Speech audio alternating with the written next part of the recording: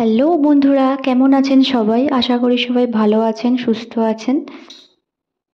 আর একটি নতুন ব্লগ নিয়ে চলে এসেছি আপনাদের সাথে শেয়ার করব বলে। তো এখন বাজে বেলা 11টা আর পরিষ্কার আকাশ, একদম রোদ ঝলমলে ওয়েদার, খুবই ভালো লাগছে কারণ টানা 3 দিন বৃষ্টির পর এই রোদ উঠেছে।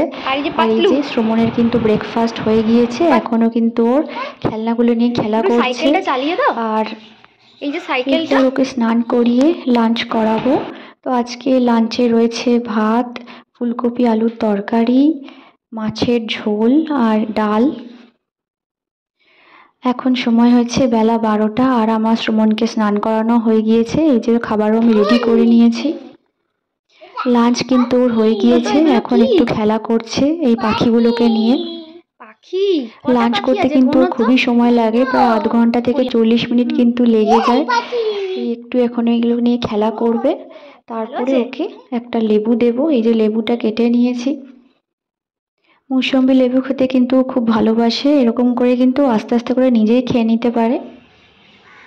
সুমনকে কিন্তু ঘুম পাড়িয়ে দিয়েছি।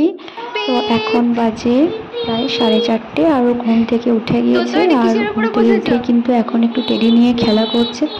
এই টেডিটা কিন্তু খুবই ফেভারিট, তো টেডিটাকে নিয়ে কিন্তু একটু খেলা করে মাঝে মাঝে। এরপর ওকে বিকেলে স্ন্যাক্সটা দেবো।